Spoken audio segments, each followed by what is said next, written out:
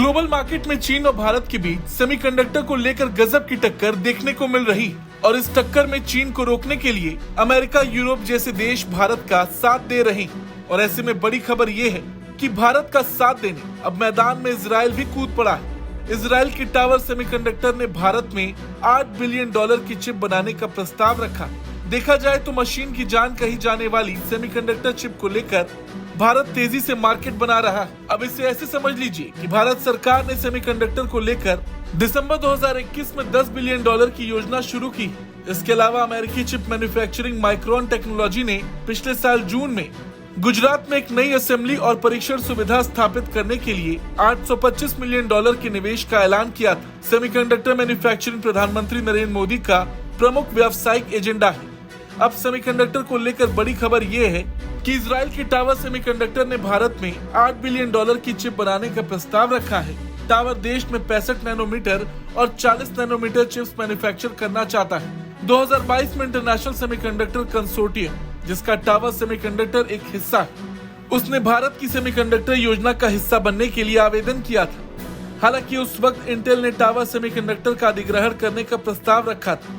इस डेवलपमेंट के कारण कंसोर्टियम के आवेदन पर निर्णय रोक दिया गया था। आईटी राज्य मंत्री राजीव चंद्रशेखर ने पिछले साल अक्टूबर में टावर सेमीकंडक्टर के सीईओ से मुलाकात भी की थी। बैठक में भारत में इजराइल के राजदूत नाओर गिलोन भी शामिल हुए। चंद्रशेखर के मुताबिक दोनों ने सेमीकंडक्टर्स में भारत टावर साझेदारी पर चर्चा की। टावर सेमीकंडक्टर की बात करें तो ये Israel based leading high value वाले एनालॉग सेमीकंडक्टर सॉल्यूशंस हैं। ये automotive, medical, industrial, consumer, aerospace और डिफेंस जैसे बढ़ते बाजारों में दुनिया भर में 300 से ज्यादा ग्राहकों के लिए एनालॉग इंटीग्रेटेड सर्किट बनाने में माहिर है। ट्रेंडफोर्स Q1 Q3 डेटा के मुताबिक ये $356 मिलियन के साथ ग्लोबल फाउंड्री रेवेन्यू में 7वें स्थान पर है और इसका सालाना रेवेन्यू $1 बिलियन से ज्यादा होने की संभावना है। टावर उन फाउंड्रीज में से एक है जिसने भारत को सेमीकंडक्टर इकोसिस्टम बनाने में मदद करने के लिए समय समय पर पेशकश की है।